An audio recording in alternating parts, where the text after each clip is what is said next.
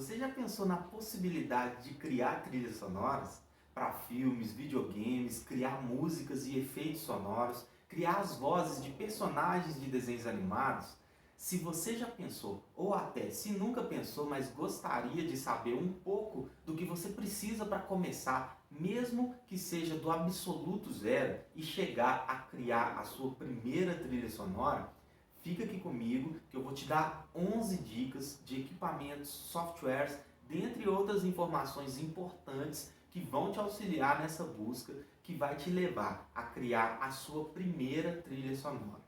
Meu nome é Ricardo Fernandes, eu sou músico há 20 anos, trabalho com a trilha sonora para cinema, TV, jogos digitais e o audiovisual em geral, e hoje eu estou aqui à frente da Riff Soundtrack para trazer para você 11 dicas de equipamentos e softwares que vão te levar do zero à sua primeira trilha sonora. Então vamos lá. Eu vou começar aqui pelo equipamento principal. E olha, eu tenho certeza que esse você já tem na sua casa, tá? E quando eu falo principal, é principal mesmo. Ele é 80% do que você precisa para produzir trilhas sonoras. Com ele, e o segundo que eu vou falar aqui, você já pode começar do zero. E esse primeiro é um simples computador. Isso mesmo, seu computador é a peça principal da produção de suas trilhas sonoras. Ele é quase um estúdio profissional, porque ele vai ter ali dentro praticamente tudo o que você precisa, desde instrumentos virtuais, plugins, com equalizadores, compressores, efeitos de modulação, enfim. Ele armazena e processa o áudio, deixando pronto para ser inserido no game ou no filme e finalmente transmitido para os espectadores ou jogadores. Com apenas um computador e um fone de ouvido, você já consegue do zero fazer uma ótima trilha sonora para qualquer produção audiovisual.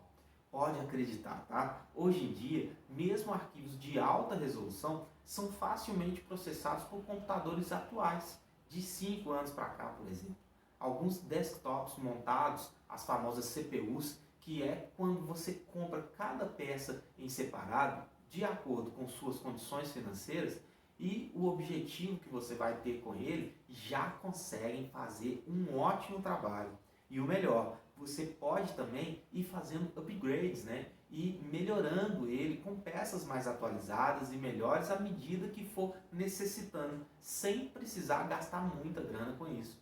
Não é necessariamente necessário, né? Não é extremamente necessário para você começar a produzir suas trilhas sonoras, ter um computador caríssimo ou de marca. E também não é necessário ter super configurações. Com um processador i5 ou até um dual core com 4 GB de RAM, que é a memória do computador responsável pelo processamento dos arquivos que você estiver usando no momento, já te ajuda a começar e pode ser um bom ponto de partida. O importante é começar e sair do lugar. E, além do computador, o que você precisa e que com esses dois já vai dar para você começar do zero a produzir, a criar a sua primeira trilha sonora, é de ouvir bem aquilo que você estiver produzindo, né? Para isso, um bom recurso de monitoração vai ser muito importante. Alguns são bastante caros, mas calma, tá? Eu vou te dar uma boa dica de monitor de referência que vai te ajudar bastante por um bom tempo, sem que você precise investir muito logo no início. Então, existem dois tipos de monitores de referência. Aquelas caixas boladonas que você vê em estúdios, né? E que são extremamente importantes em uma produção profissional. E também os fones de ouvido. Os fones de ouvido também são monitores de referência, já que são usados para monitorar o trabalho com as trilhas sonoras que você estiver fazendo. Se você optar por começar pelos monitores de caixa, você vai precisar ter os fones também. Então, além deles serem mais caros, a partir aí de uns R$ 2.000, o mais simples, você ainda vai ter que desembolsar com os fones de ouvido também, que já podiam estar lá desde o início, te salvando em várias batalhas, né?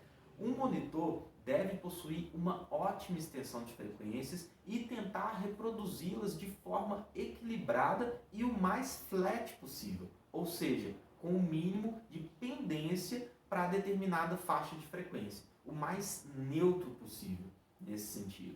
É interessante que essas caixas sejam ativas para não precisar de amplificação externa. Mas calma, tá? Se a grana tá curta aí, você pode começar a produzir suas trilhas sonoras usando fones de ouvido. Porque os fones vão te quebrar um galho de várias formas e podem substituir os monitores de caixa por um bom tempo. No caso deles, a gente tem dois tipos, os intra-auriculares e os extra-auriculares, que são os fones de concha com aquela cúpula que fica envolvendo as orelhas. Eu indico os extra, beleza? E sobre eles, a gente tem também três tipos, os fechados, os abertos e os semi-abertos. Se for para escolher um para ser o famoso faz tudo, vai de semi-aberto que vai dar bom, beleza? Agora, como eu disse, são 11 dicas de recursos que vão te ajudar a sair do zero e criar a sua primeira trilha sonora.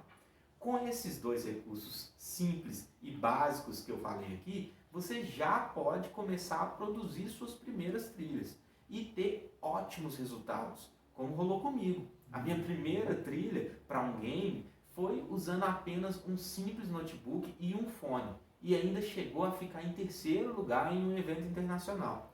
Agora, você começa com esses dois, mas é óbvio que aos poucos você vai querer ir evoluindo, né?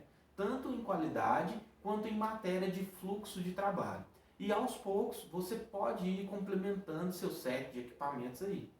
E para já te dar uma moral, te ajudar aí a se planejar, a ter uma boa ideia do que você pode ir adquirindo aos poucos, ao longo do tempo, e também já saber basicamente como funcionam algumas coisas, eu vou te falar de alguns desses equipamentos, recursos e até explicar também sobre alguns protocolos, linguagens e programas, tá? E ainda te dar algumas dicas de como você pode fazer isso de forma consciente, barata e sem dar nenhum tiro no pé. Bora que tem mais 9 dicas, tá? Vamos supor que na sua trilha você vai querer gravar um violão ou uma voz ou até um objeto, um ruído qualquer para fazer foley, um efeito sonoro, por exemplo. Para isso, um bom microfone vai ser um equipamento muito importante. Com certeza vai ser bom você saber um pouquinho mais sobre eles, né? Os microfones são os responsáveis por captar os sons e transformá-los em sinal elétrico, o áudio analógico, que pode ser convertido em sinal digital, o áudio digital, pela interface. São dois os tipos de microfones mais usados, os dinâmicos e os condensadores.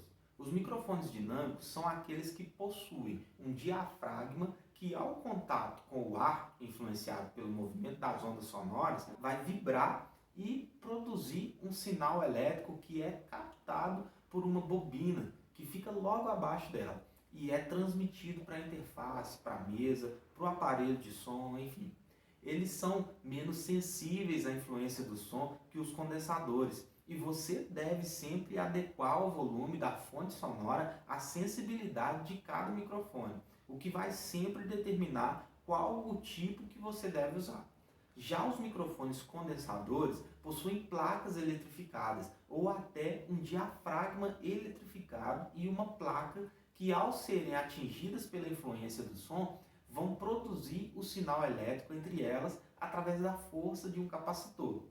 E por conta disso, da necessidade desse capacitor, eles necessitam de uma fonte de energia externa que a gente chama de phantom power, o famoso 48, porque essa energia é hoje padronizada em 48 volts. Mas toma cuidado com esse phantom, tá? Ele só deve ser usado nos microfones condensadores. Se você ligar o phantom power com um microfone dinâmico, você vai queimar ele na hora. Além disso, todo microfone tem também um padrão polar pré-definido, que é o que vai determinar a direção em que ele vai captar. Se vai ser todo o som que vier de qualquer direção, se vai ser só o que vier da frente e das laterais, da frente e de trás e nada das laterais, enfim. O formato mais comum de padrão polar é o cardioide, que vai estar focado em captar mais o que tiver na sua frente e um pouquinho das laterais, tá? mas vai praticamente anular os sons que vierem do fundo.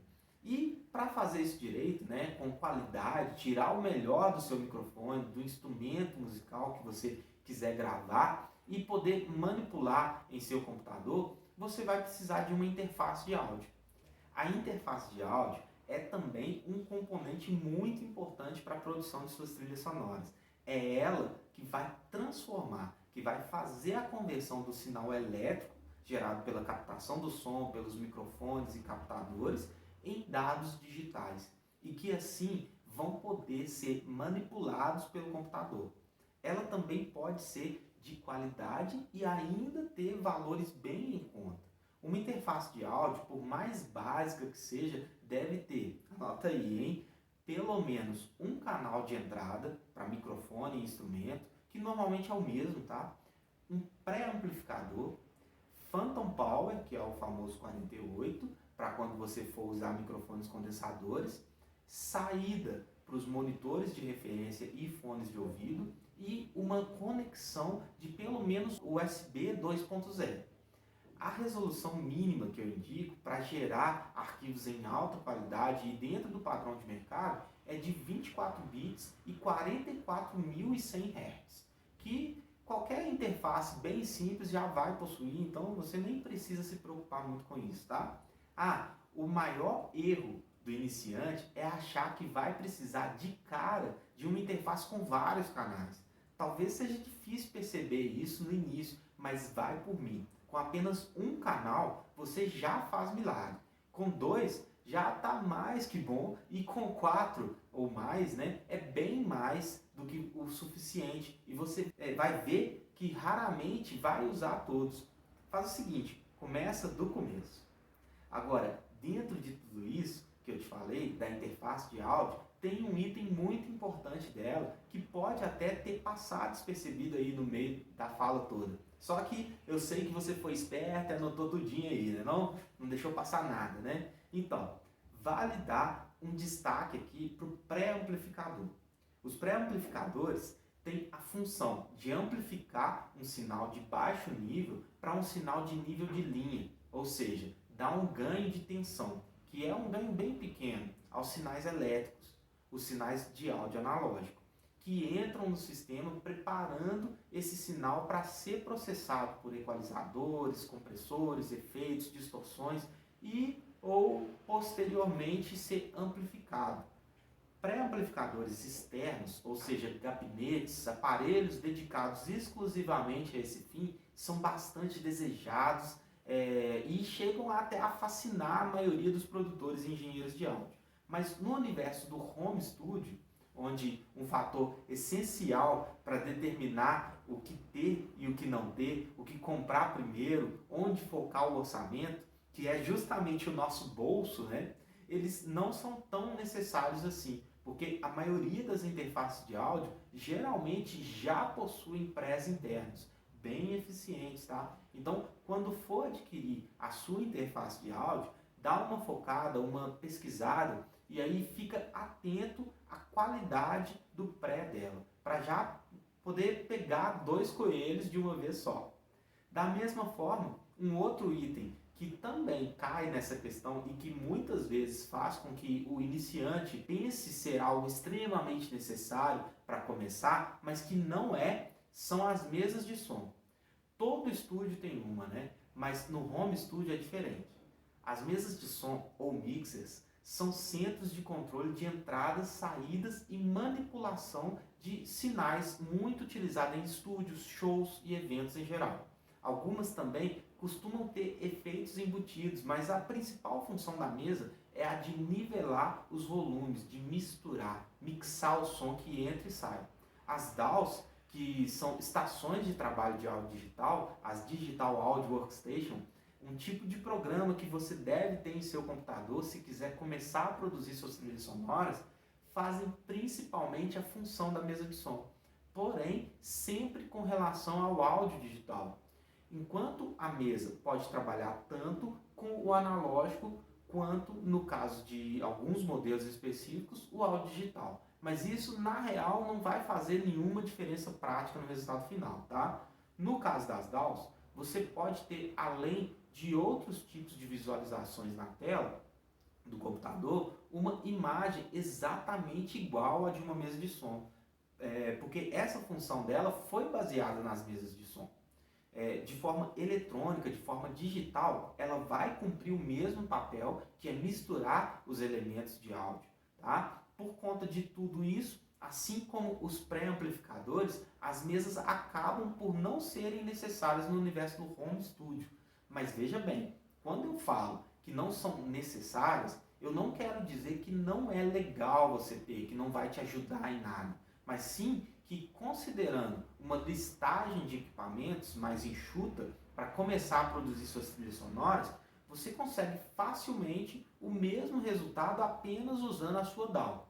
Tá? É só instalar e começar. E como ao falar das mesas de som eu já acabei entrando no assunto DAW, né? Vamos falar um pouquinho mais delas. E para começar, uma coisa que eu preciso muito deixar bem claro aqui, porque por muito tempo se falava o contrário, mas hoje esse pensamento já está caindo por terra, é o seguinte: não existe a melhor DAW. Não tem dessas de o Pro Tools é a melhor. A melhor DAW é aquela que você usa, aquela que você se adaptou melhor. Se eu puder te indicar uma, o Reaper é uma ótima pedida para iniciar sua jornada na produção de trilhas sonoras. Mas não só iniciar, é para usar ela profissionalmente também. Porque além de ser uma ótima DAW, ela é bem leve e você pode usar por quanto tempo quiser, gratuitamente. Claro, até que os proprietários da marca, né, decidam o contrário. Mas é assim por muito tempo, né, por muitos anos, não acredito que vai mudar nada não, tá? As Digital Audio Workstation são um tipo de software e é o principal, aquele que você mais vai precisar para produzir suas trilhas sonoras. É ela que coordena todos os equipamentos e processos da produção de áudio. Uma DAW deve gravar e editar áudios e processar arquivos MIDI com diversos recursos, além de rodar os principais protocolos de plugins e VSTs, como o famoso Contact, por exemplo. E falando em MIDI, tá aí um assunto muito interessante para ser falado aqui também, porque a maioria das pessoas tem preconceito com MIDI, mas na real não fazem nem ideia do que realmente é. Não tenha preconceito com MIDI. Hoje, esse protocolo, essa informação, é praticamente a mais usada na produção de trilhas sonoras no mundo inteiro. E está tão avançada que, junto com a tecnologia dos instrumentos virtuais, né, os VSTIs, em algumas produções a maioria das pessoas nem é capaz de diferenciar dos reais. E eles estão cada vez mais presentes na trilha sonora. Tá? Atualmente, no universo digital, é comum o uso dos VSTIs que utilizam a linguagem MIDI. Eles são de dois tipos: os samplers, que reproduzem amostras pré-gravadas de sons e ruídos, e os sintetizadores, que criam o som a partir da manipulação de ondas e estratos sonoros.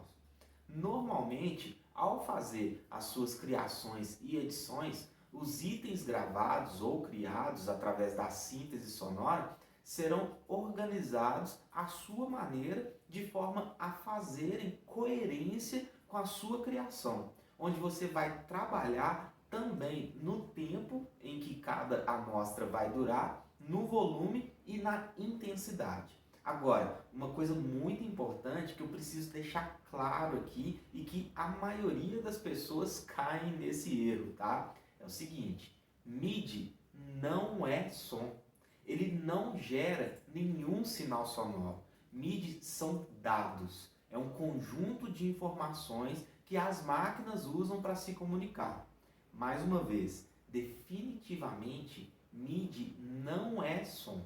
E considerando a possibilidade de você começar a cogitar fazer trilhas sonoras, né? Seja para games, para filmes, para youtubers, publicidade, enfim, para o audiovisual em geral, né? Se você quiser economizar uma grana e tá de boa no mercado, né? Não adianta fugir do MIDI, não, tá? É ele que vai te permitir começar agora, se quiser. mesmo sem nenhum instrumento musical em mãos. E aos poucos, se você quiser evoluir ainda mais e melhorar o fluxo de trabalho de suas produções, os controladores MIDI podem te ajudar bastante nessa caminhada. Os controladores MIDI permitem que toquemos instrumentos virtuais utilizando a linguagem MIDI. Como eu disse, atualmente no universo digital é comum o uso de instrumentos virtuais que utilizam essa linguagem. Existem dois tipos desses controladores, que são os teclados, que possuem teclas, como as de um piano mesmo, e os pads, que possuem pequenos botões, muitas vezes quadradinhos ali, em que você pode configurar o tipo de som que vai para cada um deles. Eles vão controlar basicamente, entre outros fatores, três parâmetros básicos e principais, que são o pitch, que diz respeito à frequência, o tempo, que diz respeito à duração, e um terceiro que é chamado de velocity, que vai ter mais relação com a intensidade do que com a velocidade em si. A partir da combinação desses três parâmetros e da sua interpretação, da sua performance diante do controlador, você pode alcançar resultados bastante satisfatórios e ainda economizar bastante tempo em seu workflow, em seu fluxo de trabalho, fazendo com que os controladores MIDI sejam peças muito importantes em sua lista de equipamentos. Mas ainda assim, não são necessários para que você inicie do absoluto zero e alcance a produção da sua primeira trilha sonora. Porque você ainda pode manipular esses instrumentos virtuais a partir do seu próprio computador, com o teclado e o mouse. Mas eu vou te dar uma dica, tá? Se por acaso você tiver em casa aí um tecladinho daqueles antigos mesmo, tipo Casio, você pode usar ele como controlador. Isso se ele tiver uma saída MIDI ou USB. Assim você já economiza também por um bom tempo e ainda ganha um recurso a mais. Agora, se você for usar esse teclado ou até um controlador MIDI de verdade, você pode ter problemas com a latência, que é o tempo que seu computador vai demorar para processar as informações. Ou seja, o tempo que vai demorar entre a ação de pressionar a tecla do controlador e o som sair dos monitores. E um dos recursos que ajudam a diminuir a possibilidade disso acontecer é o ASIO. O ASIO não é um programa, um software, e sim um protocolo criado pela Steinberg. E ele permite a interação entre software e interface, com baixa latência. Como os sistemas operacionais, Windows, Mac, Linux, vão evoluindo, os drivers eventualmente precisam de atualização. E boas marcas garantem isso por muitos anos, tá? Mas outras não, Geralmente, as interfaces de áudio possuem um driver baseado em ASIO, que é instalado, permitindo o computador a reconhecer a placa e trabalhar com o mínimo de latência possível. Ou seja, esses atrasos na resposta do som, com relação ao momento da ação. Se você não tiver uma placa de áudio dedicada, uma interface de áudio, na internet você encontra um driver genérico que pode reduzir consideravelmente a latência da sua placa on-board, da placa que já vem de fábrica instalada no seu computador. É o ASIO for All. E ele é gratuito, tá? Pode baixar aí agora se quiser. Agora, beleza, Sua máquina está pronta, seu computador está lá configuradinho, você já baixou o ASIO for All para diminuir a latência, já escolheu a sua DAW e, como eu indiquei, você não precisou necessariamente gastar nada com a DAW e ainda assim se manteve na legalidade usando o Reaper. Arrumou um monitor de referência legal, que pode ser um fone mesmo para começar, de acordo com o ambiente que você tiver, o orçamento, enfim. Agora você só vai precisar mesmo do material para trabalhar lá dentro da DAW. E estes que eu falo aqui são os sons dos instrumentos, que você pode se gravar tocando, gravar alguém ou usar os instrumentos virtuais, os famosos VSTIs e também os plugins. E olha, uma dica aqui para você não acabar caindo em um dos grandes problemas da maioria dos produtores de áudio, tá? Evite o excesso de plugins. Tenha foco. A maioria dos produtores de áudio tem um certo vício em sair instalando tudo quanto é plugin VST, como se fosse realmente usar tudo, né? Não importa se saiu uma versão melhor ou um novo, o que você deve pensar antes de adquirir é: eu já sei usar o que eu tenho? Já tirei o melhor do que eu tenho? Realmente preciso de outro? E olha, a maioria das DAWs já vem com plugins e VSTs nativos e muitos deles são ótimos. Experimenta usá-los e tirar o máximo que puder deles antes de sair por aí colecionando plugins, tá? Plugins são softwares extras que rodam dentro da DAW, adicionando funções. Eles possuem diferentes protocolos, sendo o VST o mais conhecido e usado. É isso mesmo, tá? Apesar de eu falar sempre aqui de plugin e VST, o VST na verdade é um tipo de plugin que vai servir para manipular os VSTIs, que são os instrumentos virtuais. Os plugins podem ser divididos em 4 categorias: plugin de tratamento, plugin de edição, de medição e os plugins de sons e instrumentos. As 3 primeiras são bem servidas nas DAWs, tá? Pelos chamados plugins nativos. Como eu disse, né, a última, apesar de virem nas DAWs também, costumam precisar de complementação externa. Mas isso você consegue inicialmente com muitos plugins gratuitos que cumprem o recado também, beleza? E enfatizando aqui, como eu disse, é mais válido dominar alguns poucos plugins e trabalhar bem e rápido com eles do que ter uma coleção infinita sem nenhuma objetividade.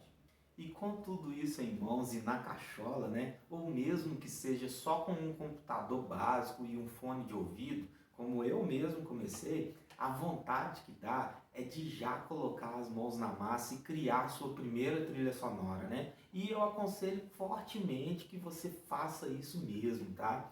Pega aí seu computador, o que você tiver mesmo, sem preciosismo, arruma um fone de ouvido, baixa e instala o ASIO for All, instala uma DAW, usa os plugins e VSTs nativos da sua DAW mesmo, para começar, explora eles ao máximo, e é isso aí, começa. Não tem desculpa, tá? Se tiver alguma dúvida, dá uma passada aqui, procura. Com certeza vai ter um vídeo gratuito meu relacionado ao que você estiver procurando. Se não tiver, é só me mandar uma pergunta que eu vou ter o maior prazer em responder ou até fazer um vídeo sobre o assunto também.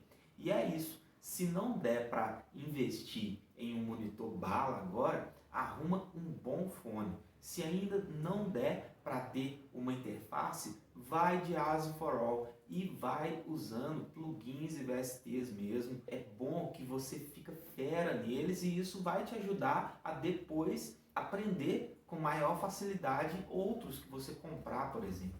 Se não tiver um microfone legal, dependendo do que precisar fazer, dá para fazer com o celular mesmo. É só identificar aí dentro do que eu falei, né, aqui e em outros vídeos também, qual que é o tipo de microfone que ele tem, o padrão polar dele, e usar de acordo, tá? Se precaver aí com o ambiente, a acústica, e logo logo eu vou fazer alguns vídeos sobre o que você deve fazer com relação ao ambiente, a acústica, a forma de gravação, a pré-produção, a edição, mixagem, masterização.